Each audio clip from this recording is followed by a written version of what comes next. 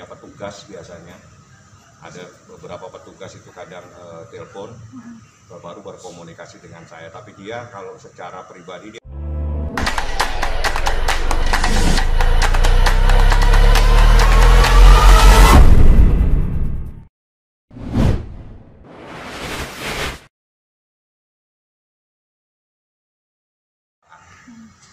nanti dakwaannya dibaca, setelah itu kami akan mengajukan eksepsi. Apakah kita ajukan pada Senin besok atau meminta waktu 1 minggu untuk mempelajari lebih detail tentang dakwaan tersebut. Jadi sidangnya hari Senin. Untuk kondisi Kalau Niki kondisinya alhamdulillah sehat.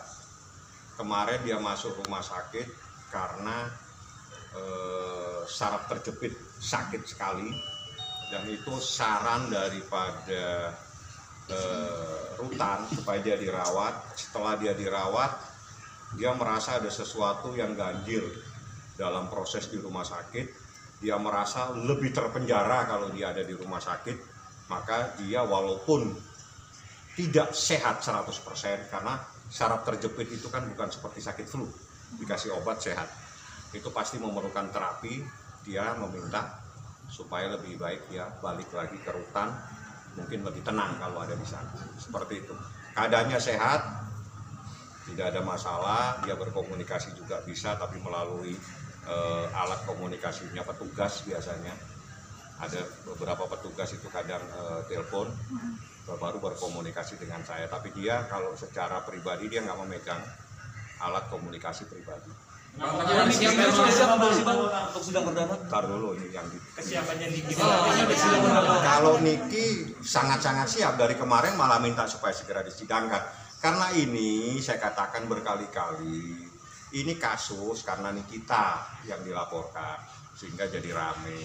Ini kasus hanya postingan-postingan di Instagram Story, di mana dia menyatakan bahwa ini loh ada orang melaporkan di kantor polisi, tolong Pak Polisi, kasus itu mohon ditindaklanjuti. Nah itu tag postingan Nikita. Ada lagi postingan dia membuat foto seseorang.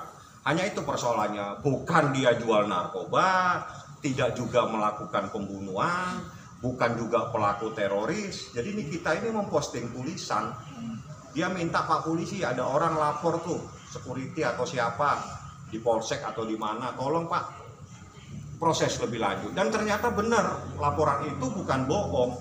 Apa yang diposting Niki itu benar, ada kejadian sehingga orang itu lapor. Jadi tidak ada yang fitnah. Fitnah itu sesuatu yang tidak pernah terjadi. Ini saya luruskan. Yang kedua, yang paling luar biasa dari kasus ini, kaget. Mungkin Anda sudah melihat postingan dari beberapa rekan, saudara-saudaranya Niki, tentang kerugian yang muncul di dalam kasus ini. Bagaimana kerugian yang sebenarnya, Anda tunggu hari Senin di persidangan. Saya ingin mendengar sendiri dari mulut jaksa, berapa kerugian yang dijadikan dasar untuk menahan Nikita. Itu saja. Apakah 200 miliar, 1 triliun, berapa kita nggak tahu. Saya mau dengar sendiri kerugian itu disampaikan oleh jaksa pada persidangan hari Senin. Baru saya bisa menanggapi. Bang, sidang offline atau online, Bang? Kenapa? Sidang offline atau online, Bang? Saya minta supaya sidangnya offline. Karena menurut KUHP, sidang itu harus berhadapan dengan hakimnya. Kecuali dalam posisi kita COVID yang 2-3 tahun yang lalu, yaitu memang situasinya darurat.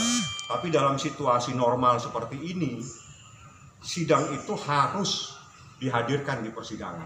Sidang teroris saja di Jakarta Timur itu dihadirkan terdakwanya.